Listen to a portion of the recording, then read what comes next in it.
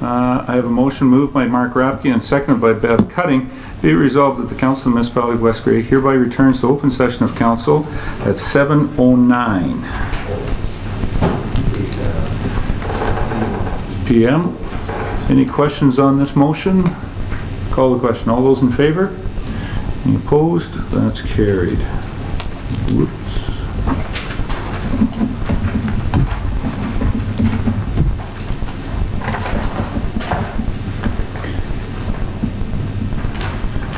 Mark, you can let the minutes show that only those matters that we entered into closed session are the only matters that were discussed. Public meetings, we have none this evening, Mark. We have a presentation by an engineering company coming up later.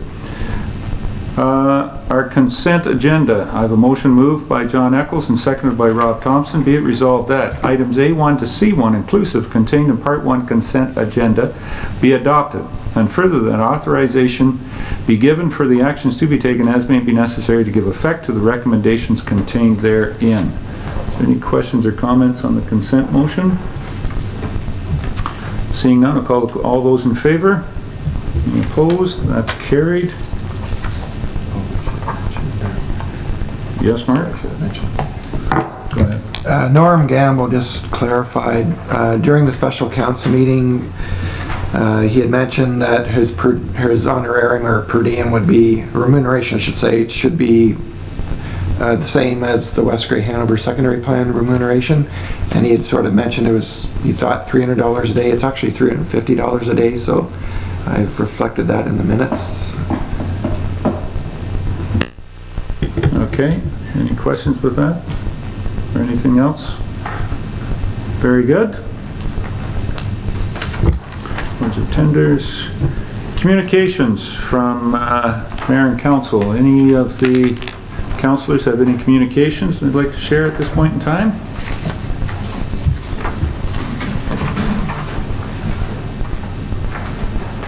Really?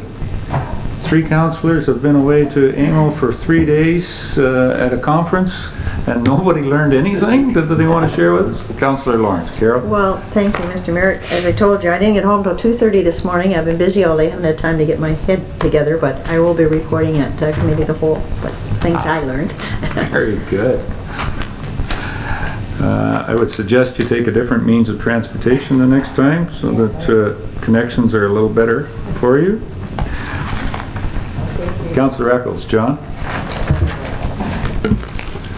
It's been a long time since I was in the city of Owen Sound, right? The city of Ottawa.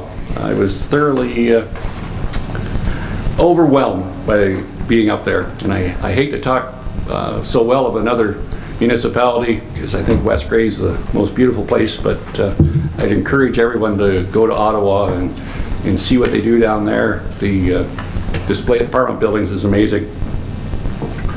But apart from sightseeing, I did go to several meetings down there, and I did learn quite a lot, but I think we'll discuss that at Committee of the Whole. Very good. So you're suggesting that we give the number 2 status to Ottawa, seeing as we hold number 1? Very good. Yeah, I was able to go to the conference as well, too. I did do some work for the municipality or on behalf of the municipality of West Grey. I was at the conference on the representing the county and paid for by the county, so there'll be a lot to discuss there with that. We didn't have any delegations. We had a couple of delegation requests that were denied. The ministers, the premier was available. Good and was available at the Bear Pit or question period with the ministry. Was very much the attendance at that was as much or more than what I've seen in the past even. Some very good questions. The theme of the conference or the working of it was a lot that had to do with the cost of our emergency measure service, especially policing. A couple of very good sessions on the cost of policing and the sustainability of our policing, and that flowed into EMS and fire as well too. And going forward with that, and then of course there was some other wind turbine questions that are still very heavily involved. Councillor Lawrence and myself, there was a group meeting of a group of the unwilling host communities had got together just more or less as an information session. They have a working group, 2 members of the Grey Highlands Council, Deputy Mayor McQueen and Councillor Halliday are on that, as well as the Mayor from Wainfleet, Warren Harold, Councillor from North Perth, and I'm taxing my memory because I know there's 2 other ones on it, but I can't just at this time think of them. But they're working on policies dealing with wind turbines as we go forward, and hopefully be able to garner some hope from that in dealing with these industrial projects here. And I reiterate, the weather was beautiful for the conference, so did allow a bit of time to get out after 5 o'clock. The byway market and that area and the Rideau Canal at this time of the year, and especially with the weather we had, was extraordinary down there. So very good, and we'll be doing a little more in-depth communications on that at Committee of the Whole on Monday as well too. Any other comments?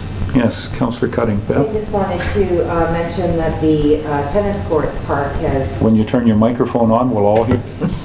that the tennis court park is still in progress and working along.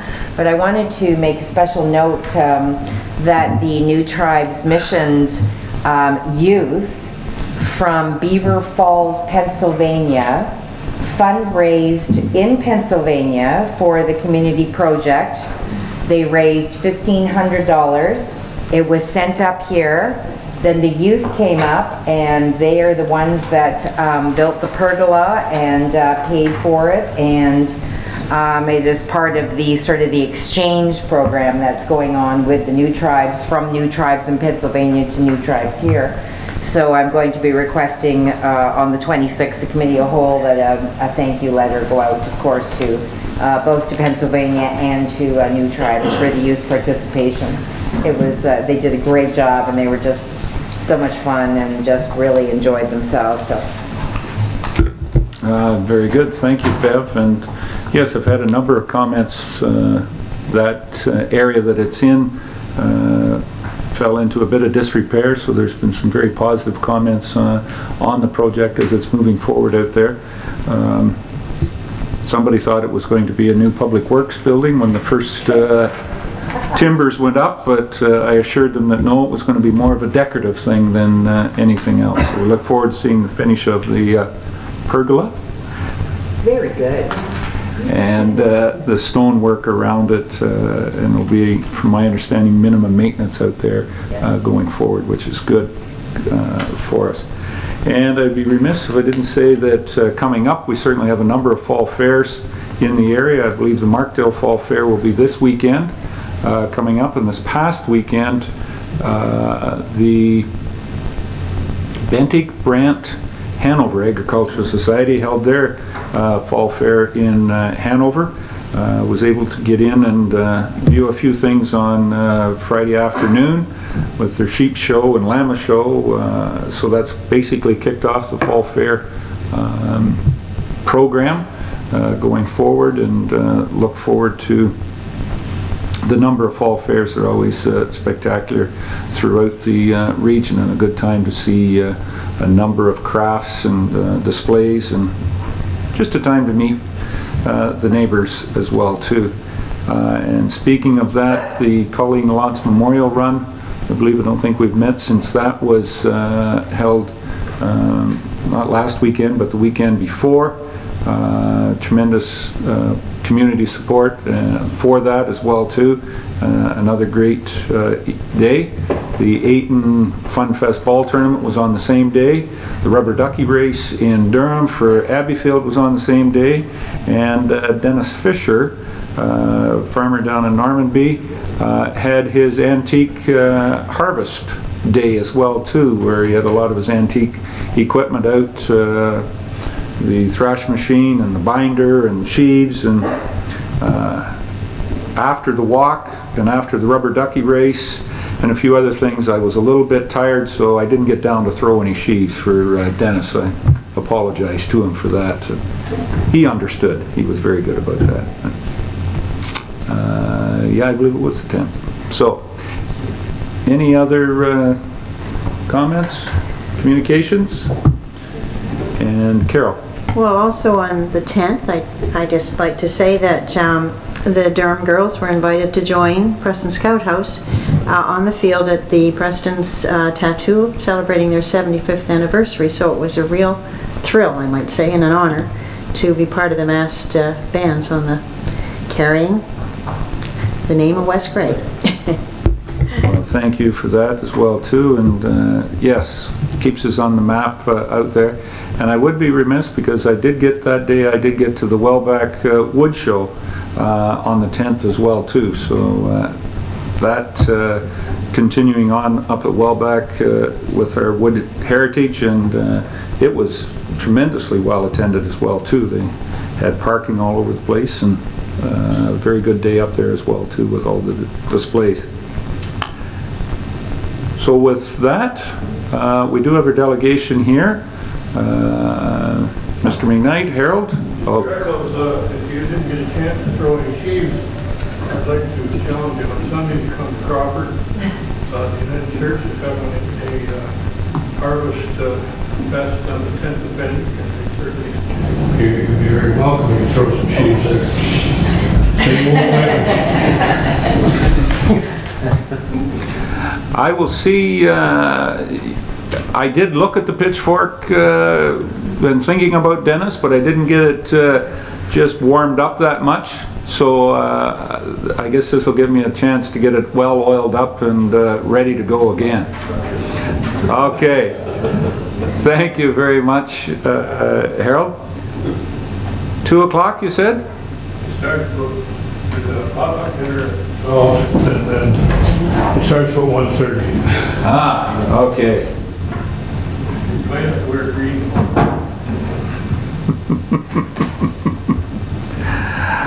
On Sunday, political colors don't fly.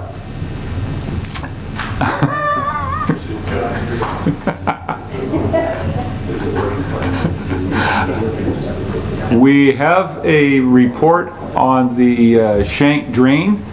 We'll move on to more pressing matters on the agenda right now. We have our engineers from Dietrich Engineering with us. And do you want to introduce them, Harold, or are they known well enough for us? Bill Dietrich, the manager, owner of Dietrich Engineering, and Greg Dansville, the engineering technologist that worked on this project.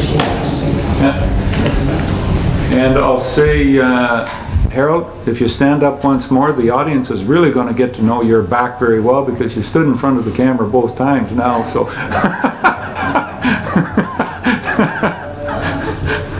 I know Adam's going to, Adam's looking at that back there. So very good.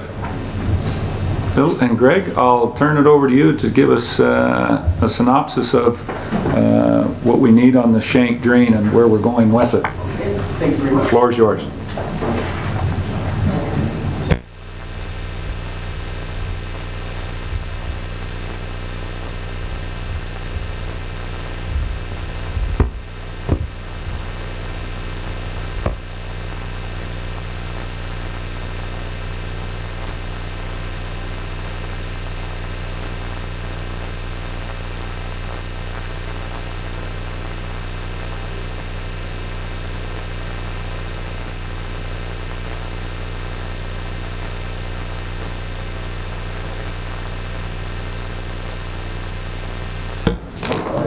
Okay, as soon as you're ready there, Greg, we'll get started. You're good here? Okay. And we're all connected here. I'd like to welcome everybody here this evening. Mayor Eccles, members of council, staff, ratepayers on the Schenk Municipal Drain. The purpose of this meeting this evening is to consider a drainage report under the Drainage Act that we've prepared under instructions from the municipality. I'm not going to spend a lot of time this evening going through details because we've had 3 previous public meetings, one on the site, 2 meetings here in the municipal office to review various different options, and we've come up with the final report. And what I'm planning on doing here this evening, then I'll just briefly go through what's being proposed, and that is the purpose of the consideration of a drainage report, is to review the scope of work. And then if there's any questions after I've had an opportunity to do this, Greg and I will answer those. We'll start off with the first drawing you'll see at the back of the drainage report. Shows the plan view of the area being assessed for the Schenk Municipal Drain. We've basically, this got initiated under Section 4 of the Drainage Act through a petition that was filed at the municipal office. The petition was referred to our firm to do a survey and come up with a solution to provide municipal drainage outlet for this area. You'll see the line around the outside of this plan is the catchment area or the watershed boundary for this drainage system. This was established in the field through our engineering staff. The area that it serves is, I believe it's approximately 185 hectares of land, or 456 acres.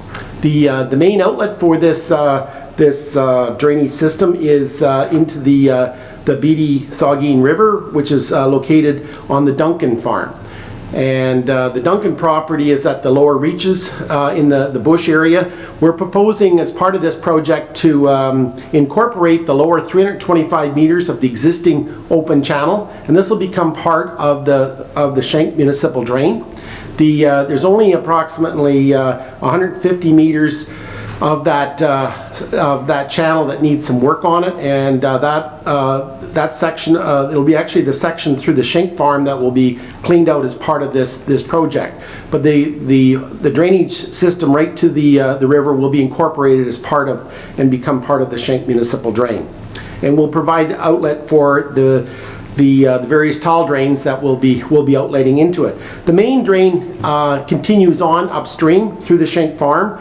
And that drain will consist of a 750 millimeter diameter tile drain right up to the junction of branches A and E.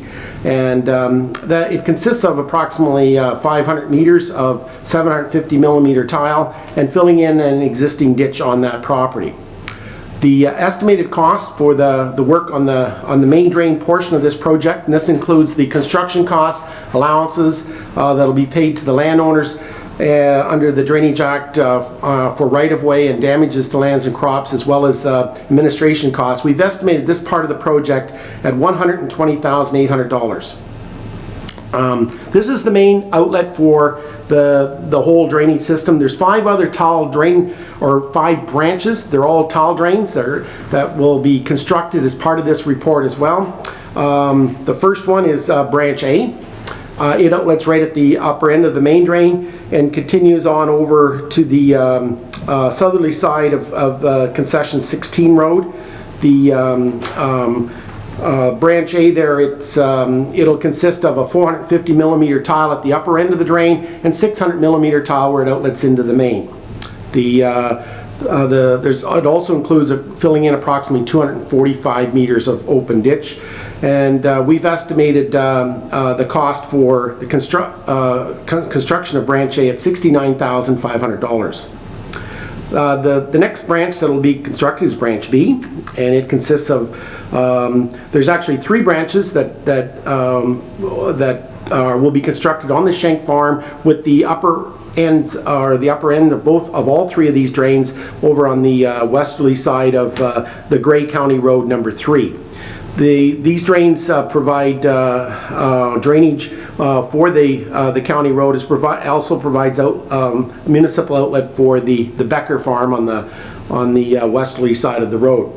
The branch B will consist of 217 meters of 200 millimeter to 300 millimeter pipe, and a road crossing under the county road with catch basins on both sides of the road.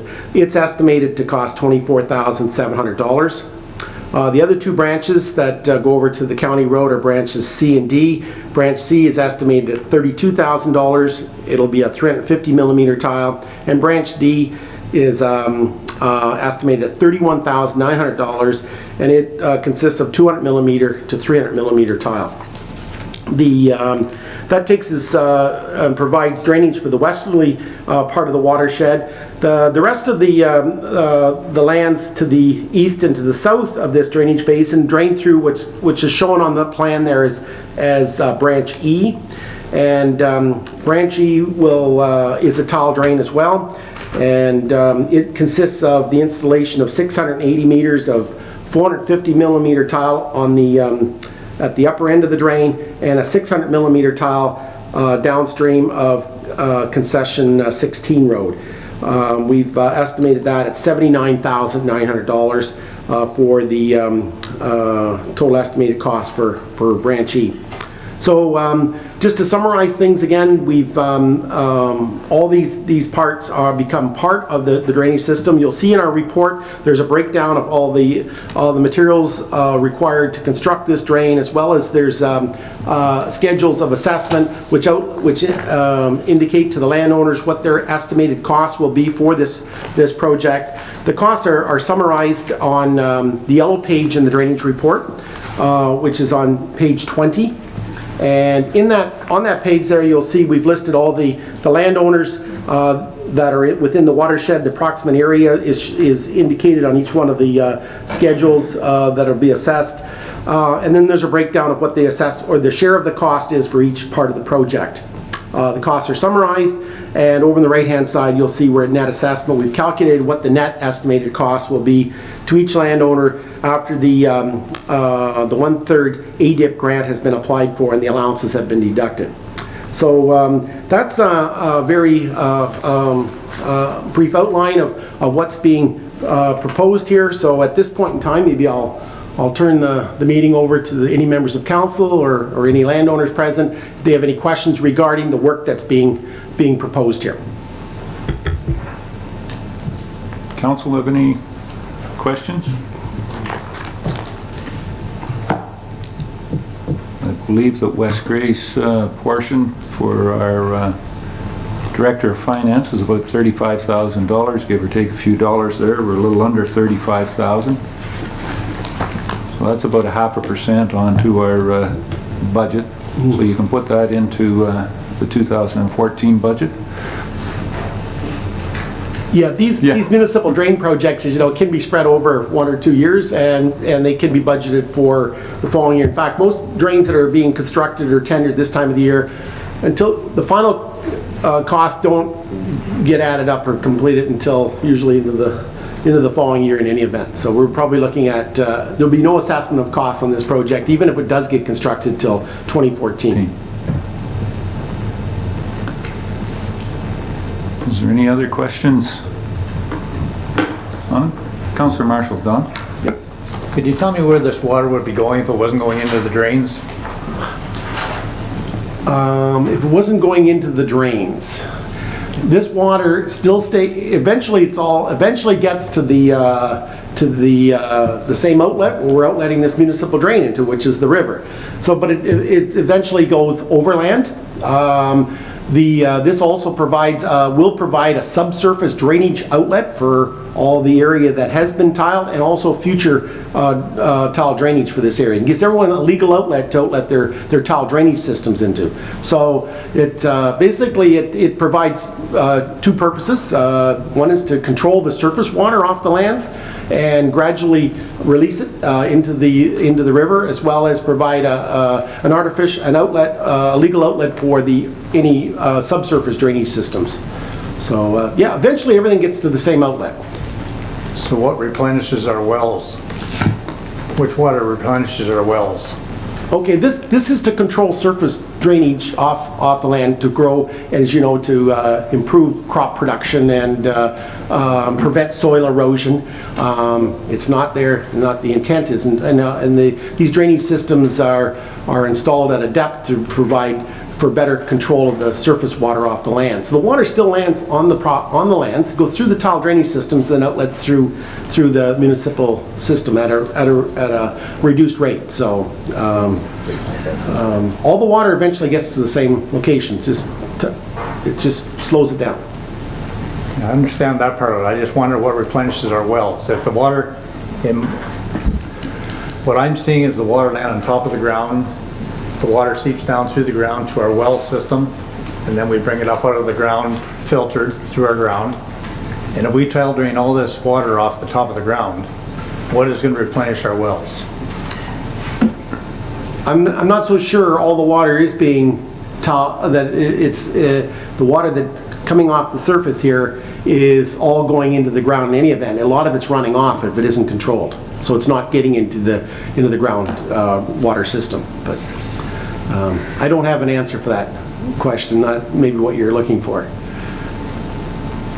I just see the water underground traveling to the west, and we had Ayton that has had a water well problem in the last 10 years, and then there's Newstead, and then there's Hanover and Walkerton, and somehow if the water is traveling down through the ground and replenishing our wells, we're doing ourselves a disservice by draining the water directly into the rivers. No, that's if that's happening. I don't believe that probably is happening, but I don't know.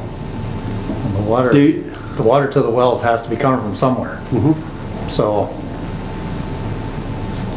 I'll end it there. Okay.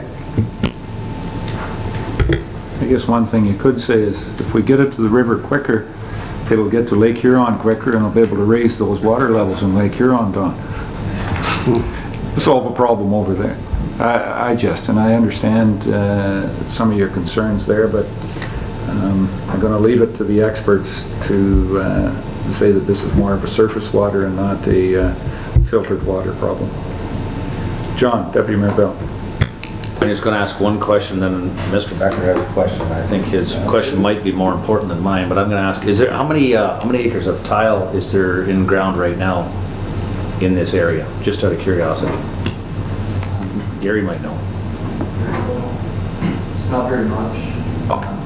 Like this property isn't tiled at all. This will allow them to tile. It'd be safe to say some other acres will be able to use this also. No, that's all I wanted. I wasn't sure of how much we ordered, but I can easily see there's going to be a lot more, and that area will be much more productive in the future. Yeah, part of Bruce's farm is tiled. Yeah, I think there's some south of the 16th, but I don't. My venture. Part is tiled there. That's the way it's out.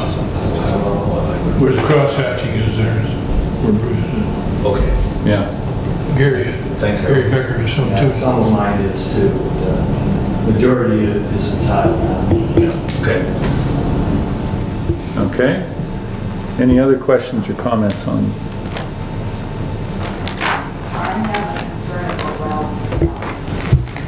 Okay. Good. If you wanted to ask a question, just state your name for the record. Brian, Yeah. I do have a concern about wells, and I think we're looking at a terrible amount of money that we're spending here.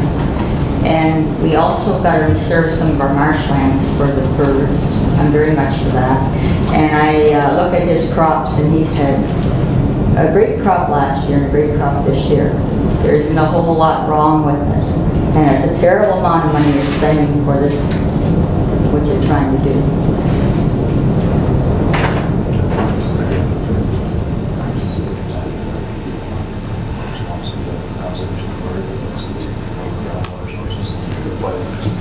you know, all these drainage projects, they not only get reviewed at the local level, but we also submit them to the Ministry of Agriculture and Food and for comments, as well as the Saugeen Valley Conservation Authority.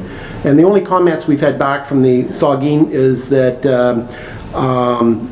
when we're installing Branch E, there's a setback requirement, and this is on it'll be on the easterly side of the what we've got showing there, that we didn't construct the drainage system through that wetland area, but on the easterly side of it, and there'll be a setback from that, and that's stipulated in their letter.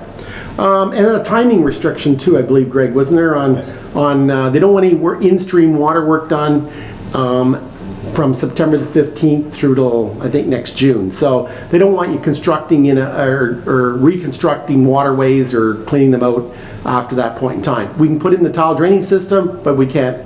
There is a time constraint on working in the water courses. But other than that, they have no issues with the what's being proposed here. Okay, any other questions? Deputy Mayor Bell, John?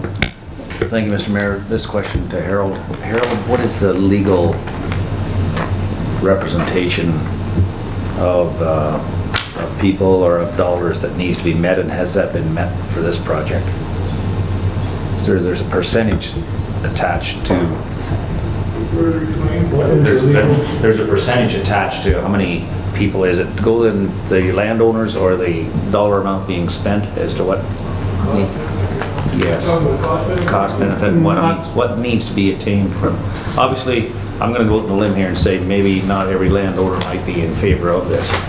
Is there a baseline that X amount of acres involved and those people have to be involved to make this go ahead? In order to initiate grading start, there had to be at least 60% of the landowners that required drainage signed the petition. So that was the original requirement. So these gentlemen had to determine the area requiring drainage and determine whether there was at least 60% signature. Yeah, and we had the majority in numbers of the owners. You need the majority in numbers of the owners in the area requiring drainage, or 60% of the land base within the area requiring drainage. And the petition met that. Can I ask what that number was? And you need at least 60%. Can you tell me what the percentage? You need the majority in numbers. Yeah. Okay, or 60% of the land area. So the 60 was meant, was it 80, was it 70? Oh, in this case here, we had the majority in numbers of the owners in the area requiring drainage. Okay. Good, thank you. Okay, any further questions?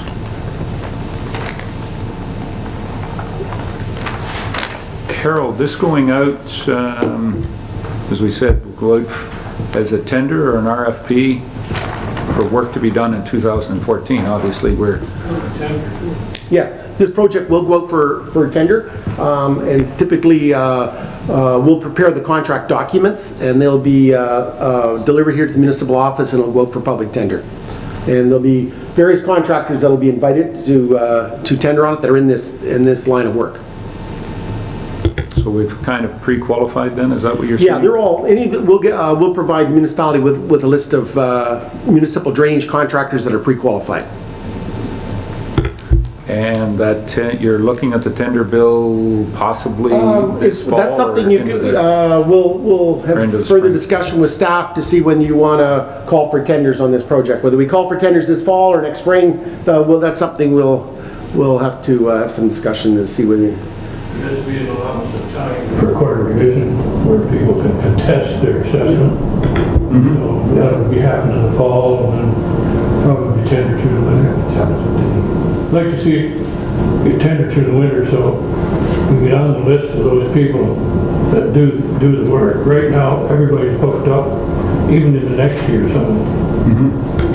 Yeah, that's our experience right now too. We're finding there's a lot of activity in the drainage business, and a lot of the drainage contractors are busy, right? They have been for the last year or two. But that's something we can discuss with Harold to see when's a good time for calling for tenders, and he can let us know. Okay, very good. All right. Any other questions or comments? Landowners have an opportunity to speak to. Yep. If there is any more, Gary, I see you stretching back there. Go ahead. We signed this petition to get this going. When did that happen?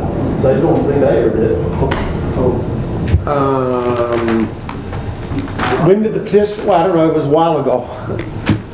Yeah. No, not everybody would maybe, no, not, I guess, how these petitions, I guess, get going is, like, some of the landowners will bring them around, and it's initiated by landowners within the watershed. Now, whether they get around and talk to everybody, I don't know. Bruce said it was done before I owned the farm. Oh, okay, okay. There you go.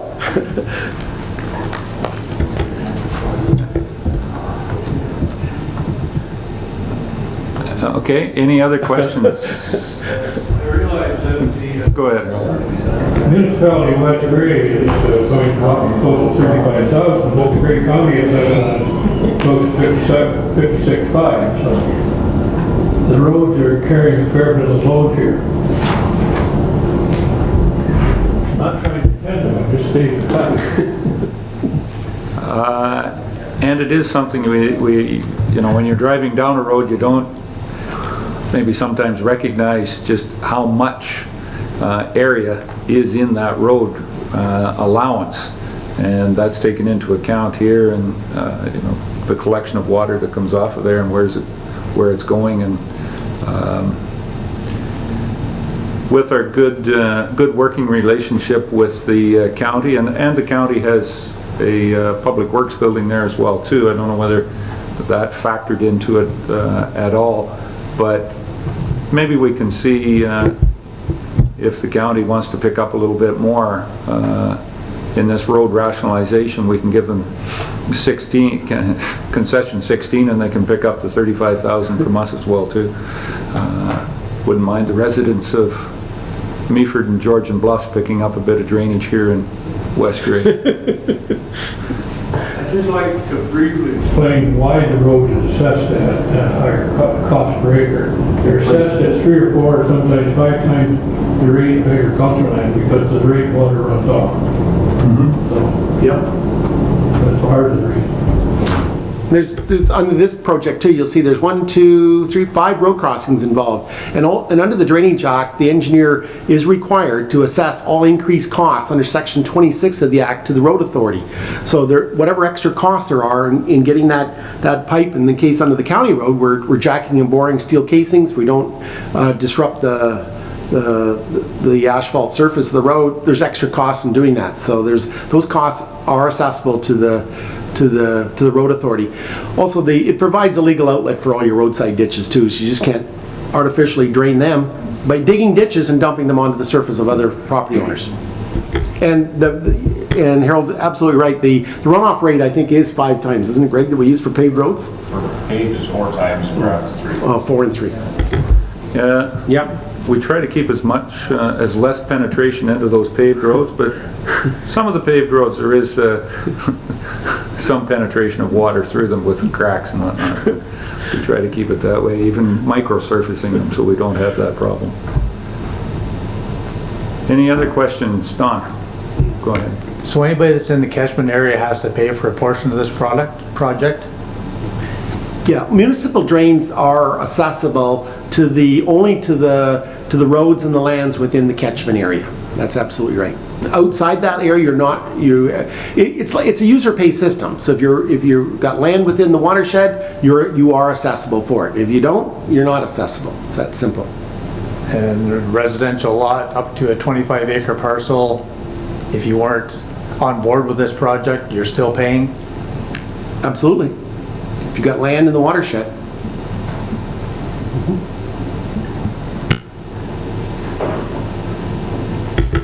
It is almost democracy at its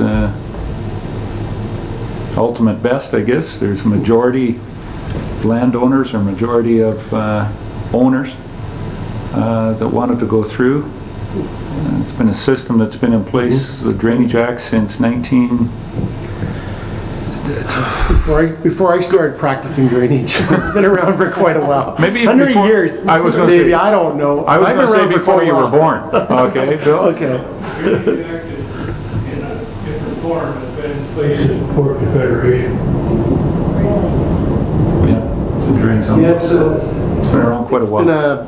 a piece of legislation that is probably for rural Ontario, and even we use it even in some urban areas, right, Greg? In providing drainage, it's a piece of legislation that without it, I don't know where Ontario would be. Actually, it provides everybody with the legal right to drainage.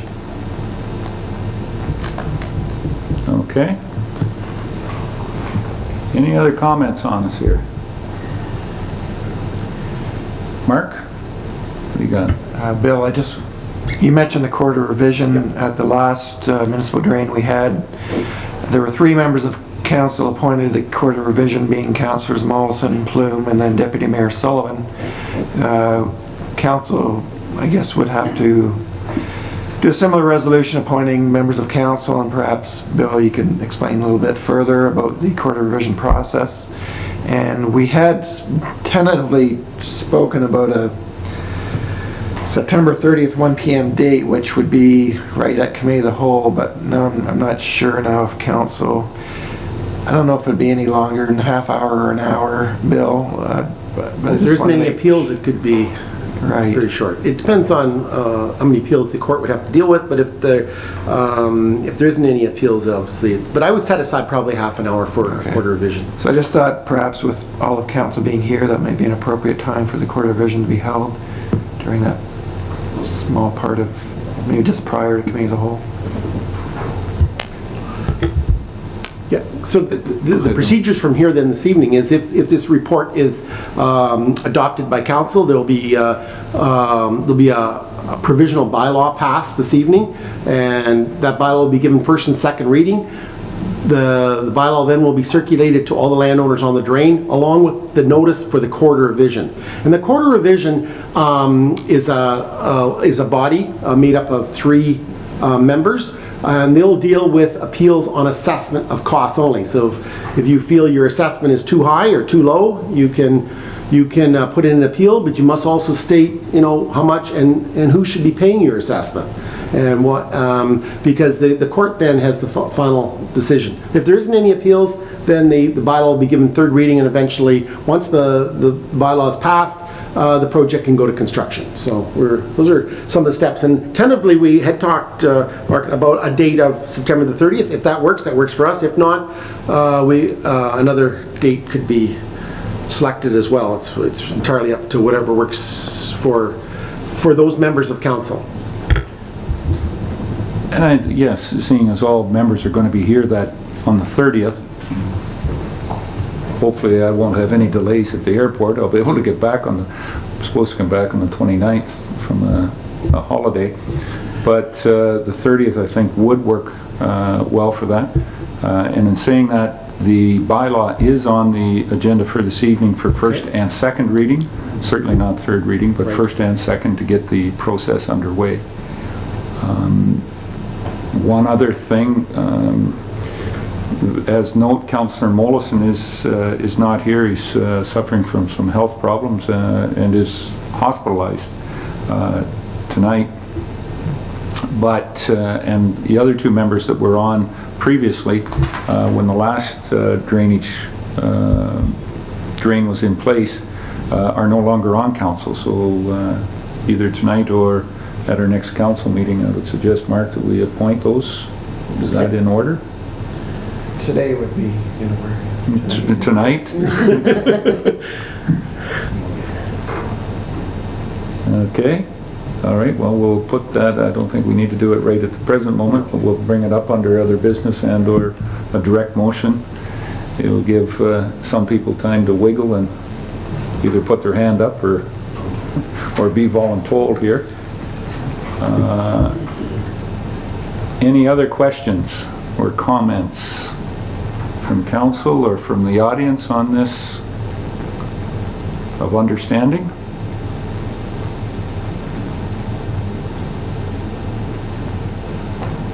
Okay, Well, I thank you very much, Greg, for your artistic impersonations there a number of times, and for Bill coming, and Harold helping us through the process. It can be somewhat stressful to go through one of these, but it is all part of municipal administration. So again, thank you, and I look forward to it. Harold, last comment. I make one comment that, yes, these things can be stressful, but these two guys here have been at this for 3 years, trying to move this along, trying to be patient with all the landowners and listen to all the landowners. I think deserve a real round of credit, because this thing started nearly 3 years ago. And lots of times these drains, I say, are ran through. We've got 24 in Normandy, and some have caused quite a bit of controversy in the past. I'm not saying there will not be controversy, but these guys have tried to listen to everybody's concerns, and I guess I was impressed. Oh, very good. And again, thank you for your work, Bill and Greg, and for your direction on that, Harold. Oh, we'd also like to thank Harold for all his assistance along for this, getting to where we are on this, and our appointment. And we look forward to working with the municipality in the future on any other drainage projects. Very good. Thanks again. Okay, thank you. And it is a public meeting, guys. You don't have to run out. We'll have a little more exciting stuff here if you want to stay around. It's going to pick up, is it? No? Point taken. Thanks, Bill. See you, Gary. See you, Bill. Okay. Moving along to the more exciting stuff. Business arising from the previous meeting. I don't have any new business. Is there any out there? Then we'll go down to our staff reports. Excuse me, we have first report is from our Director of Finance. Carrie is with us, Ms. Mighton. And the first one would be the vouchers. And those were handed out or made accessible to us. Is there any questions or comments on any of the vouchers? Yeah, could you do that? No? Thank you, Mr. Crosby.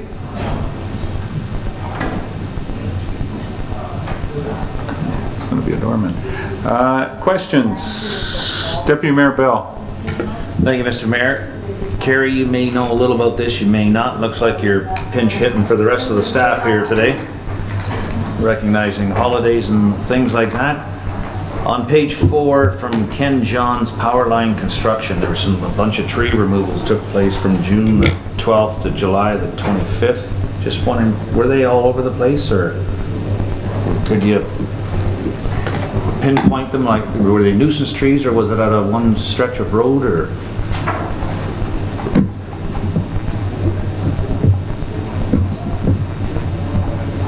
Or was it something that needed to be done somewhere fast?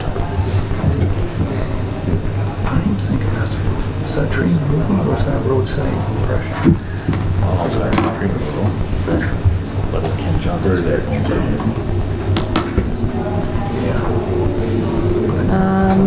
Tree removals to date. Looks like it doesn't give locations on here, but it gives a bunch of different dates from June 12th through to July 4th, so many hours on different days, but I don't know. I'd have to check with Ken to see what the purpose was for. I'll find out. It's not a bit. I just wondered what it was. I know that holidays sometimes play into construction projects, and just wondered if that was one of those times that we needed somebody to get at it in a hurry. That's fine. Yeah, there's 11 different dates that that they did removals on. Okay, thank you. Okay. Any other questions on the vouchers?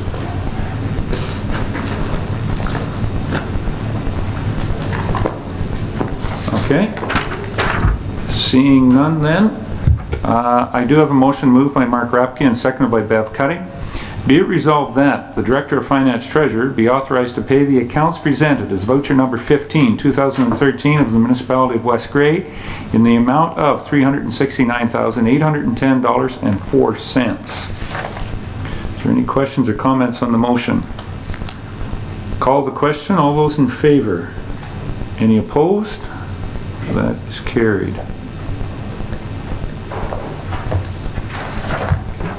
There you are. Okay, Carrie, the second part, or the second report here from you is the extension of retiree benefits and some of the research that we found on that. Do you want to Yes, give us and a suggestion here on maybe delaying this a little bit? I'm going to request that you defer it to Committee of the Whole. I'm waiting to hear back from our benefit carrier on some of the, I've forwarded a copy of the draft to them just to get their comments, if there's any issues with it.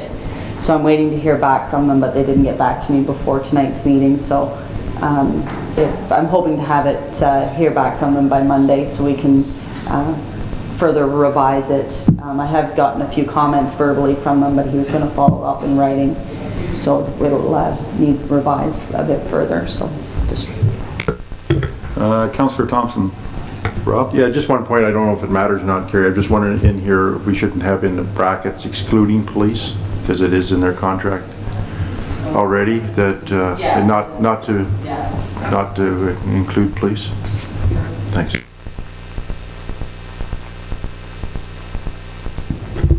Okay, and I don't think this, we're looking at just getting some exact numbers in there so that we can deal with it with the total information. And then talking to Carrie, it just didn't get in from the carrier today, so if we can defer this, should have it by Committee of the Whole on Monday, and then can deal with it at the following council meeting, September 4th? Yeah. Okay. That'll be fine. Do we need a motion to defer? No action taken. All right. And that is, we certainly is confirmed the county and a number of other municipalities have something somewhat similar, but we just want to make it a made in West Grey and have the correct information before council approves. Okay, thank you, Carrie, for following up on that. Any further questions of our Director of Finance? One more item, Carrie? I do. There'll be a motion later in the meeting for the Durham Community Healthcare Foundation. Had John, Deputy Mayor Bell and I had met with them. They were looking for fundraising support similar to last year for their Grape Escape event and their Radiothon event, both of which I have gotten confirmation from Steve Townsend, the president of the foundation, that the funds are to be used for towards a new ultrasound unit at the hospital is what they're fundraising for. Last year we had done similar donations, $2,500 each, transferred from our healthcare reserve fund, and that was towards a hematology analyzer last year. But this year the cause is a new ultrasound unit, so they have asked for support, continued support for those two events for that purpose. So that will be a motion later in your meeting. But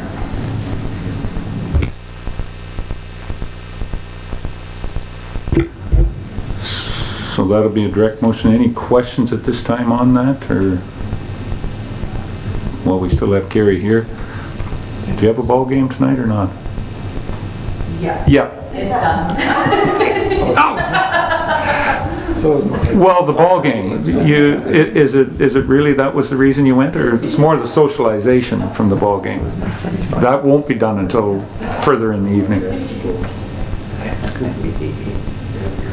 They wanted to know that they're.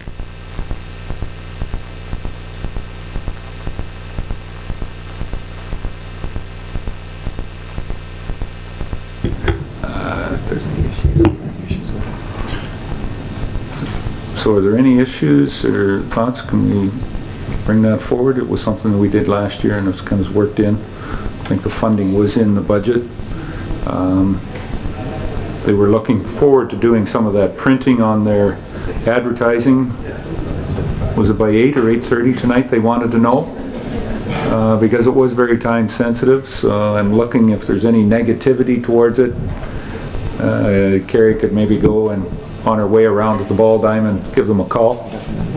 Yeah. We'll do it under direct motion, but I just want to get a feel as if there's any negativity. Yeah. No, pretty much looks like everybody would like to see it come forward and be in a positive note. Not to predetermine what the vote will be, but it looks positive, Carrie. Stick your neck out. Okay. Anything else? Any other questions for Carrie at this point in time? Did get the, and committee of the whole will be more of a finance orientated on Monday. We have the variance reports, the sort of mid-year variance reports. They're not too heavy, but we will be discussing those briefly at committee of the whole.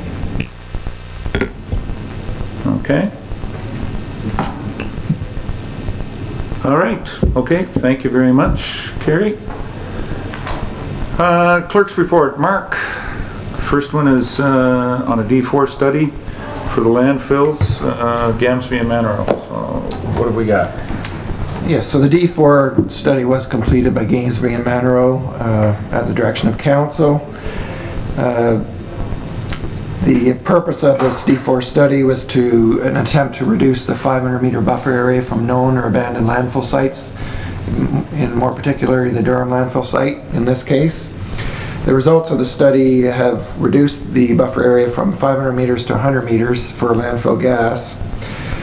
And there was a note from the engineers that potentially that 100-meter buffer area could be reduced by 50 meters if additional testing was done during frozen conditions, i.e. January, February of 2014.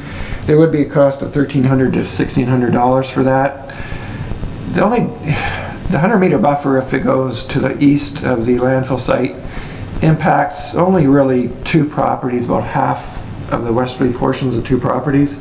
And both of those properties, there's actually existing buildings on the east half. So it would only impact those two properties if there was development proposed for the westerly half.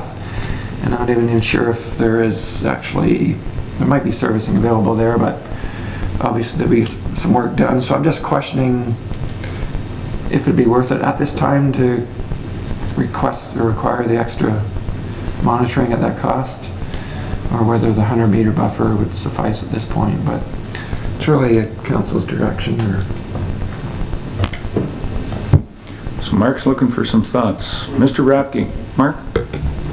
Well, if it's not really impacting anything, I think we should just leave it alone. If down the road the properties that are impacted, we're looking at developing, then that, I guess, could be done at that point in time. I don't think it would change. I assume they could do it at that point, Mark. It's not, there's no time limit on it, I'm assuming, since it's a landfill.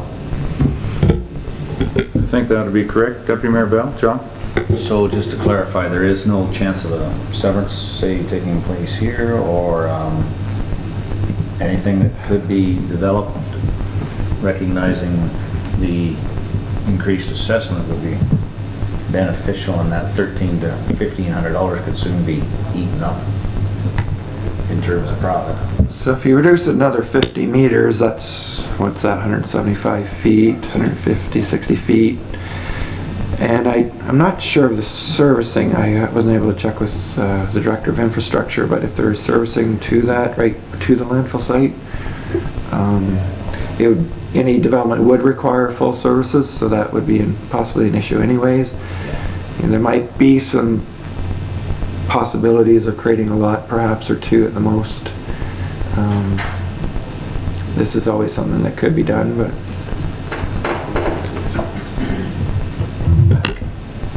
no, I think the services rate at the present moment, Rob, come down basically to Park Street. The apartments are... I think it goes all the way. Yeah, the condominiums, no. Can they be extended further? It would go to the Park Street condos, right? Yeah, it goes to the Park Street So it wouldn't be condos. extended that far, right? Can you extend it further? Probably you could, but, you know, I guess it comes down to that point. What type of building is going to be within 50 meters of the landfill fence?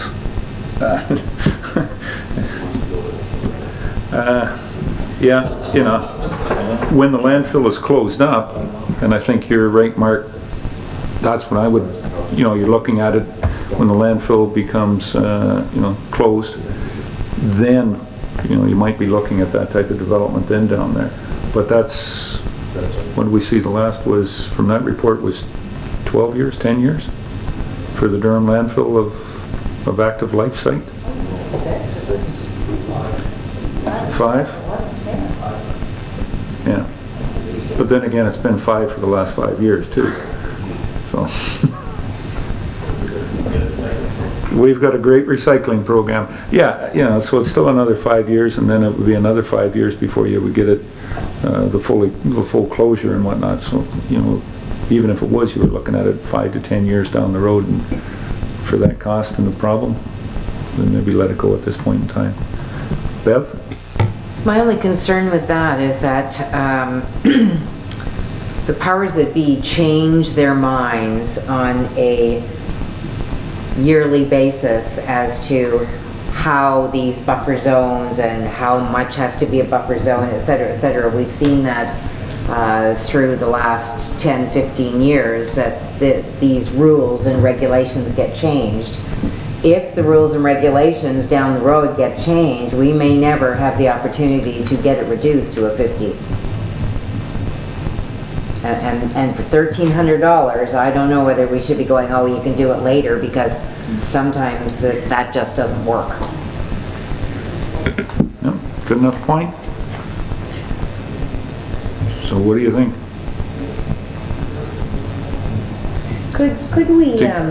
Go ahead, Beth. Could we, this is not pressing for today, could we wait till Ken was back and maybe have a bit of input from Ken and Mark, and just see what he feels? He's dealt with them for years and years. He knows how these rules and regulations change. See what he feels the, you know, whether the $1,500 average is worth spending to get it reduced. I think we spent a lot more to get the Newstead one reduced, so I'm just wondering if this isn't maybe a good idea. But anyways, maybe just wait for him to come back. Yeah, we can bring it up at the next council meeting. You know, this reduction, I mean, we've got it down to the 100 meters, and, you know, not exactly sure what the cost of that was, but this is just an additional to go the other 50 meters here. So, and it's not something that's pressing because the work can't be done until January, February, right. March anyways. John? Well, just, it's kind of funny, they're relaxing their regulations in one aspect from 100 to 50, but they won't let us expand the dump though either. That's right. That other 50. Recognizing it is safe, it's working, we have all the studies in place and we can verify the information, but we're not going to be able to expand the dump for sure. So, nope. But yet they'll let somebody live closer to the dump. Nobody said that engineering was an exact science. Carol? I think we're all gone. Yeah, the engineers are gone, I can say that. I'll just leave I was going to agree with Bev. I think we're being penny wise and pound foolish if we don't do the additional work for that amount of money, but we can discuss that when Ken's here. I was going to say, there's a house there that must be that close now to the landfill. Pretty close. That's the one on the north side, and it's just outside the... It's just outside the fence. Park Street. You know, Well, actually Brian Manser built that house, I think, or lived in it. I believe you're right, but it's still, what's the numbers?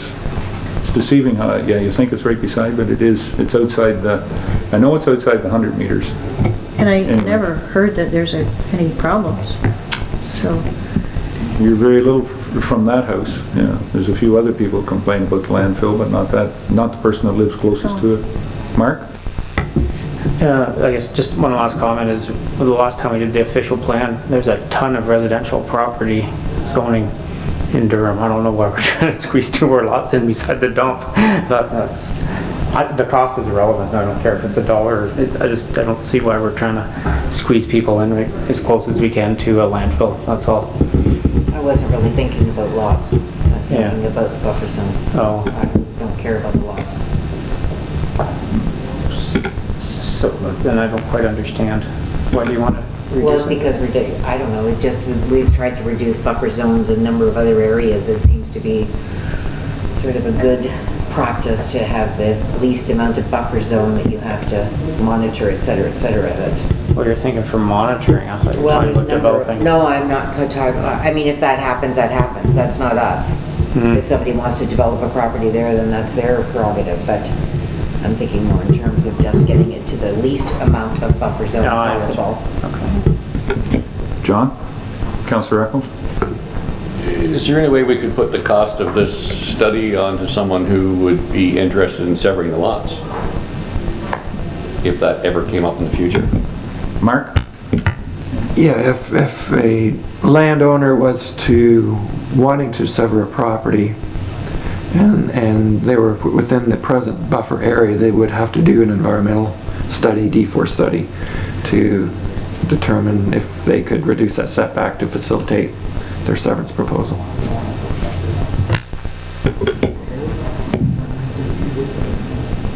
Okay. All right. Okay, well, and the other aspect is, let's wait, we'll bring it back when we can find further comment from Ken as well too on it. Okay. All right, that must be bylaws we're down to. Yeah. Sorry, Mark. Yes, any questions for clerk at this point in time? Mark? No? Well, then that brings us down to bylaws. And I believe we have 4 bylaws on the docket tonight, or is it 5? 4.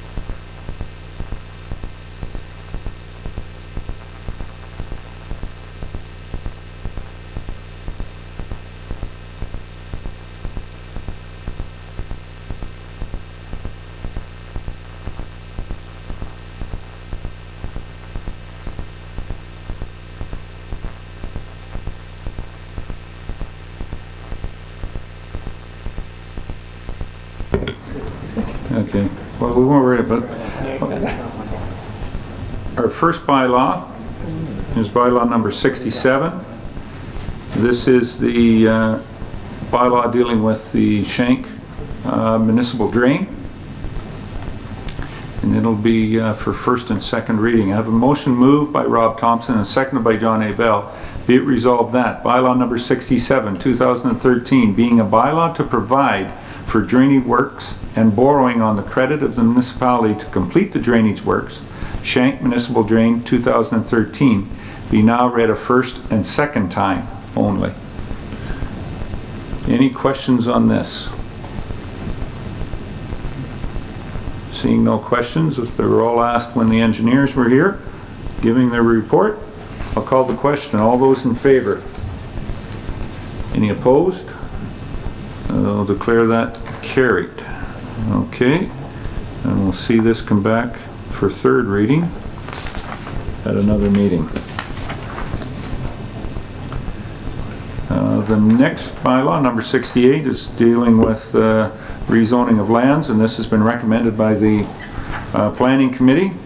I have a motion moved by Carol Lawrence and seconded by Bev Cutting. Be it resolved that bylaw number 68, 2013, being a bylaw to rezone lands described as Part Lot 1, Concession 8, former Township of Normanby, Harry and Ruth Bender, be now read a first, second, and third time, passed and numbered, and that the said bylaw be signed by the Mayor and the CEO, sealed with the seal of the corporation, and be engrossed in the bylaw book. Is there any questions or comments on this motion? Of course, this bylaw is pretty much finalizing the problems that we had with the land registry and the joining of two properties for the Benders. Seeing no questions, all those in favor? Any opposed? That's carried.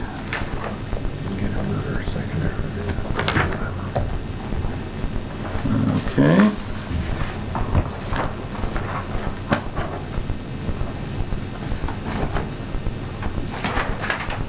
Number 69 is a motion moved by Rob Thompson and seconded by Don B. Marshall. Be it resolved that bylaw number 69, 2013, being a bylaw to enter into an agreement of purchase and sale between the Municipality of West Grey and John Joseph Howie and Dorinda Dolores Howie, be now read a first, second, and third time, passed and numbered, and that the said bylaw be signed by the mayor and the CEO, sealed with the seal of the corporation, and be engrossed in the bylaw book. Is there any questions or comments on this? And this was dealing with a lot on a previous unopened road allowance to clear up the title on that one as well too. Seeing no questions, all those in favor? Any opposed? That's carried. Deputy Mayor Bell. That's just, that's one of those bylaws, the last one that we just passed is one of those little situations that need to get rectified, recognizing it could have been bad if we would have gotten a bit of a spit and match with these people, but they were very understanding and willing to work with us, and in the future going forward, it's great to have people like that are willing to do that. Well, you people from Gunnell will recognize that from the ones from Bentic. Yes, very good. Oh, I'm sorry, we're all West Grey. Councillor Lawrence. Carol? Thank you. I'd like to declare a conflict on the next bylaw, number 70. I believe that's one I've declared on all along. As you have before, you're correct. Okay, so noted. Okay, bylaw number 70 is a gravel pit development agreement between West Grey and HSC Aggregates and Blue Water Logging. I have the motion moved by John Eccles and seconded by Rob Thompson. Be it resolved that bylaw number 70, 2013, being a bylaw to enter into a gravel pit development agreement between the Municipality of West Grey and HSC Aggregates Limited and Blue Water Logging Limited, be now read a first, second, and third time, passed and numbered, and that the said bylaw be signed by the mayor and CEO, sealed with the seal of the corporation, and be engrossed in the bylaw book. And this is coming forward to us after an OMB hearing on this. With recommendations to pass. Any questions? Call the question. All those in favor? Any opposed? That is carried.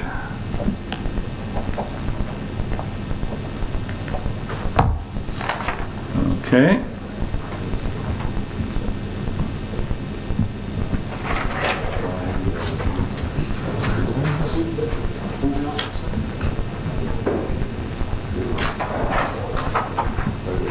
Any new business?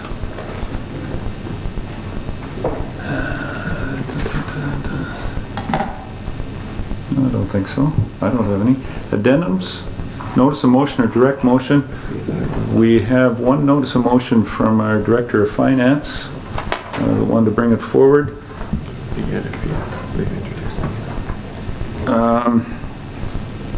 This was the one that Kerry was speaking about on the Durham Community Healthcare Foundation and the support for their fundraising activities.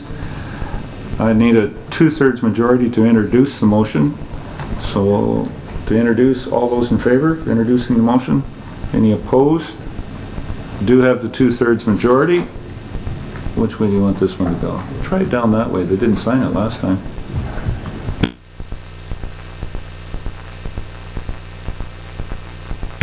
Thank you, Mr. Mayor. Yes, in the meeting, as Kerry, Director of Finance, and I sat in on, Mr. Townsend and Jerry Grant and Owens, Mrs. Owens, Her name was right here, Charlene? Yeah, Charmaine, thank you. Charmaine.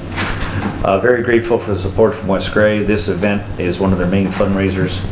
It was a timing thing, and that's why everybody got a little email to make sure, I guess, that this could be done in a timely fashion. So I thank you for moving that ahead and recognizing that they do have some budget implications coming up, but I'm sure we'll be able to work with them. Okay. So I have the motion moved by Mark Rapke and seconded by Carol Lawrence. Be it resolved that the Council of the Municipality of West Gray hereby approves the reallocation of $5,000 from the current year transfer to Healthcare Reserve towards donations to the Durham and Community Healthcare Foundation events, specifically the Grape Escape event, $2,500, and the CTNX Healthcare Heroes Radiothon, $2,500 to support the new ultrasound unit. Did you want to put in Mark and Carol at the Durham Hospital?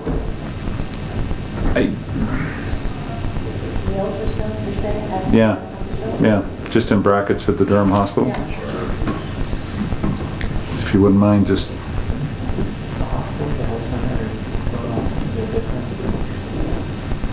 Well, it's a healthcare foundation that raises funds, but it's for the hospital. Yeah, so that's where the ultrasound will be. Yeah.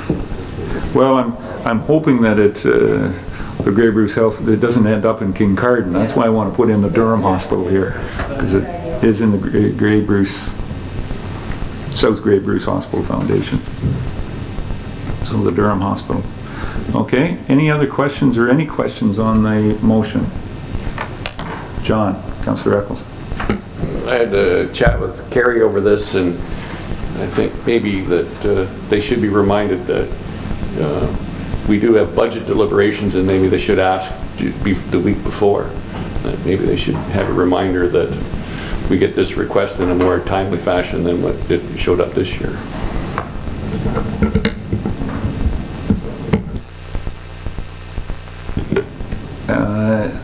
I think we will see that coming forward in our budget. Yes. Okay. If there's no further comments on the motion, I'm going to call the question. All those in favor? Any opposed? That's carried.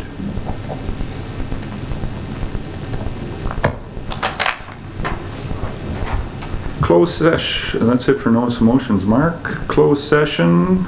Hopefully we have any more or any other matters arising. Question period.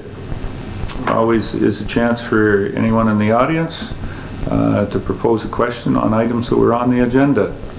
Any audience members have a question this evening? I would be reticent to say that you wouldn't have it. Mr. Black? John S., go ahead.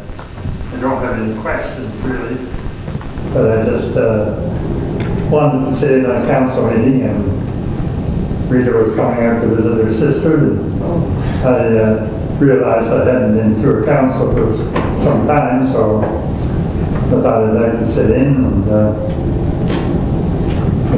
Councillor Marshall raised his question about the person living on the 25-acre residential lot. Would he have to pay? Brought to mind when our first drain went in there, now probably 40 years ago, and not all of the neighbors were in favor of it, but the majority were, so it ended up that some of them weren't speaking to each other for the time, and I believe some weren't speaking to some members of council too. I was working for Glenelg at that time, so I guess it's still an issue, but then when he was talking about the figures of the cost of something like this on a small portion of the municipality, I have a little souvenir here that I rescued from the stuff I turned in when I left Glenelg, and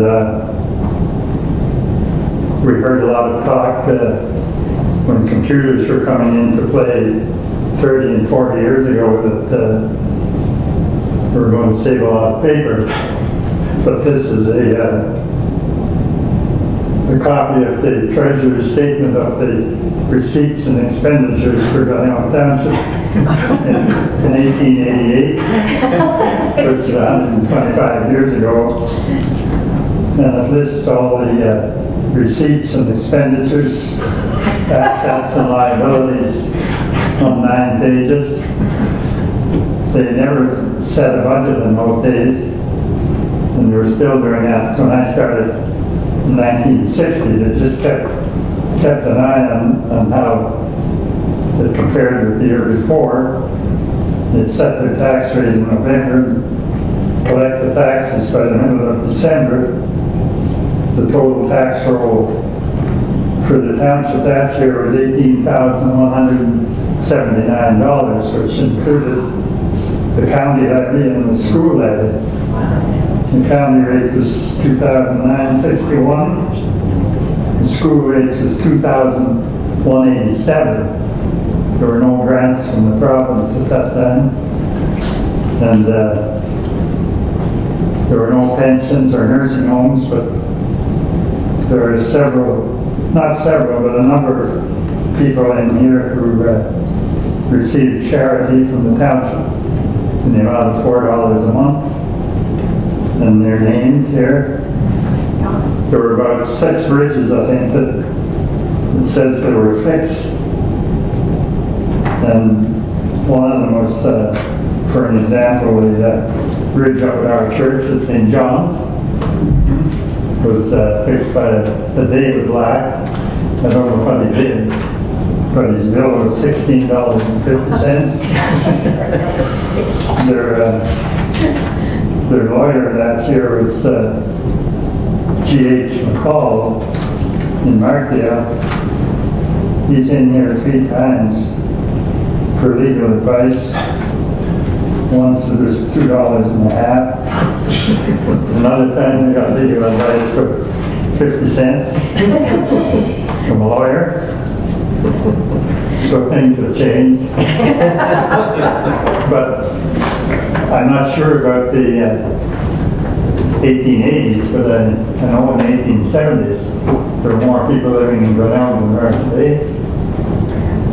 So anyway, that's just a little item of interest that I have, and I think that it appears that council is operating smoothly, and an issue that came up a little while ago with it, I believe you're handled with discretion, and I appreciate that. And, some of our neighbors seem to get their problems into the public quite easily, and I appreciate the way council is operating in that vein, so I have no questions.